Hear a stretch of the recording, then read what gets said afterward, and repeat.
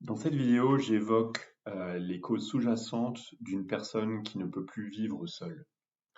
Le premier point de vigilance, c'est quand une personne âgée tombe fréquemment.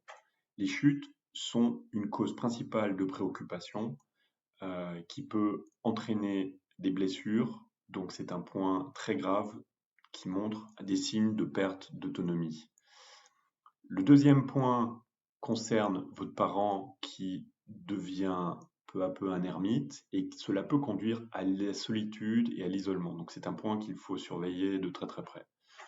Enfin, si la maison vous apparaît en désordre et n'est pas propre, c'est un signe que la personne âgée a des difficultés à accomplir une tâche quotidienne et c'est quelque chose qui doit vous alerter. Enfin, si vous remarquez qu'un membre plus âgé de votre famille commence à négliger les tâches quotidiennes, de soins personnels comme se doucher, s'habiller ou même se brosser les dents, c'est un signe clair que quelque chose ne va pas. Le cinquième point, si vous notez qu'il y a des piles de courriers qui ne sont pas ouverts, c'est un signe sous-jacent qu'il y a peut-être des problèmes de difficultés physiques, une dépression, voire un déclin cognitif. Cela doit aussi vous alerter. Si votre parent manque des paiements et ne respecte pas les délais pour certaines tâches, cela doit aussi vous alerter. Si votre parent perd du poids, cela peut être normal avec l'âge, mais il y a souvent des raisons médicales sous-jacentes. Enfin, si votre parent a du mal à effectuer des tâches familières simples, par rapport à d'habitude, oui, c'est un signe clair qu'il y a un souci.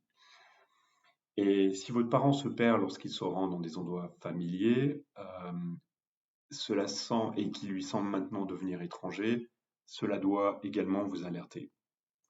Parmi les derniers points, si votre parent oublie de prendre ses médicaments, vous pouvez vous en rendre compte par rapport à l'utilisation du pilulier.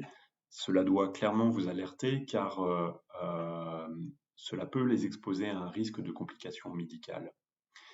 Enfin, si votre parent est sur la défensive et devient paranoïaque, c'est un signe sous-jacent de risque de maladie cognitive. Et enfin, si votre parent ne prend plus soin de lui-même, c'est un signe qui doit vraiment vous alerter. Je vous recommande de lire l'article de blog qui est en lien dans la description de cette vidéo et qui va plus loin dans ces divers points pour vous permettre d'identifier quand une personne âgée ne peut plus vivre seule.